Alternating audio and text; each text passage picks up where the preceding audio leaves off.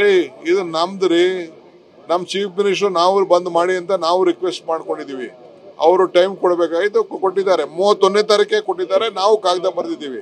ಇದೇನು central government state government ಅಲ್ಲ, ನಮ್ದು 50% ಪಾರ್ಟ್ನರು, ಸೆಂಟ್ರಲ್ ಗೌರ್ಮೆಂಟ್ 50% ಪಾರ್ಟ್ನರು. ಅವರು ಚೇರ್ಮನ್, ನಮ್ಮ MD ಇಬ್ರು ಸೇರಿ ಮಾಡ್ತಾ ಇದ್ದೀವಿ. ಯಾರಿಗೋ ಕಿವಿ ಮೇಲೆ ಹೂವು ಬರೋದು ಯಾರಿಗೂ ಇಲ್ಲ ಇಲ್ಲಿ.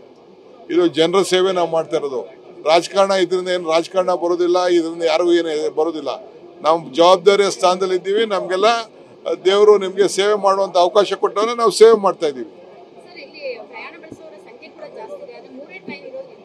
3 ಟ್ರೈನ್ ನೋಡಮ್ಮ, ನಾವು ಕೆಲವು ಕಾರಣಾಂತರದಿಂದ ಅದು ಬಂದಿಲ್ಲ. ಈಗ ಕೆಲವು ಚೈನಾದಿಂದ ಎಲ್ಲ ತಗೊಂಡಿದ್ದು, ಅದೆಲ್ಲ ಬಹಳ ಇಶ್ಯೂಸ್ ಇದೆ.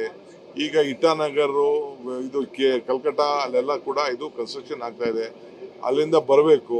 ಅಲ್ಲಿಂದ ಬಂದ ಮೇಲೆ ಫ್ರೀಕ್ವೆನ್ಸಿ ಜಾಸ್ತಿ ಮಾಡ್ತೀವಿ. ಸರ್, 3ನೇ ಹಂತಕ್ಕೂ ಕೂಡ ಶಂಕುಸ್ಥಾಪನೆ ಆಗ್ತಿದ್ದಾರೆ. ತಾವು ಹೇಳಿದ್ರಿ ಇನ್ ಮುಂದೆ ಮೆಟ್ರೋ ಲೈನ್ ಆರಂಭ ಆದ್ರೆ ಡಬಲ್ ಡೆಕ್ಕರ್ ಆಗ್ಬೇಕು ಅನ್ನೋಂಥದ್ದು ತಾವು ಒಂದ್ಸರಿ ಹೇಳಿದ್ರಿ. ಹೌದು, ಮುಂದಕ್ಕೆ ಎಲ್ಲೇ ಮೆಟ್ರೋ ಲೈನ್ ನಡೆದ್ರು ಕೂಡ ಡಬಲ್ ಡೆಕ್ಕರ್ ಹಾಕೇ ಮಾಡ್ತೀವಿ. ಯಾಕೆ ಅಂತಂದ್ರೆ ಒಂದು ರೋಡ್ ಎಕ್ಸ್ಟ್ರಾ ಆಗ್ತದೆ.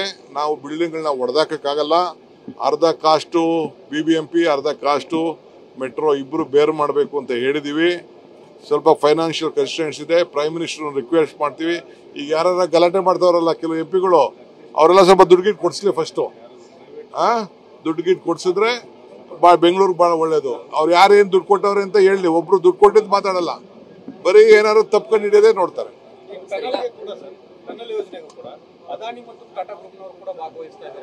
ಯಾರು ಬೇಕಾದ್ರೆ ನೀವು ಭಾಗವಹಿಸಿ ನಡೀರಿ. ITBT ಕಂಪನಿಗಳ ಟ್ರಾಫಿಕ್ ಕಡಿಮೆ ಆಗೋದಕ್ಕೆ BMTC AC ಬಸ್ಗಳನ್ನ ಸಪ್ಲೈ ಮಾಡಿದ್ರೆ ಟ್ರಾಫಿಕ್ ಕಡಿಮೆ ಆಗುತ್ತೆ, ಸಾರ್ವಜನಿಕ ಬಸ್ ಬಳಕೆ ಮಾಡಿ ಅಂತೇಳಿ ರಿಕ್ವೆಸ್ಟ್ ಮಾಡ್ಕೊಂಡಿದ್ದಾರೆ ಅನ್ನೋದು. ನೋಡಪ್ಪ, ಈಗ ಸದ್ಯಕ್ಕೆ ಇದನ್ನ ಇನಾಗ್ರೇಟ್ ಮಾಡ್ತಾ ಇದೀವಿ. ಪರಿಸ್ಥಿತಿ ನೋಡೋಣ. 25 ನಿಮಿಷಕ್ಕೆ ಈಗ ಒಂದು ಟ್ರೈನ್ ಬರ್ತದೆ. ಇನ್ನ ಹೊಸ ಟ್ರೈನ್ ಬಂದ ಮೇಲೆ 20 ನಿಮಿಷಕ್ಕೆ ಮಾಡ್ತೀವಿ. ಇನ್ನ 4 ಟ್ರೈನ್ ಬಂದ ಮೇಲೆ 10 ನಿಮಿಷಕ್ಕೂ ಮಾಡ್ತೀವಿ.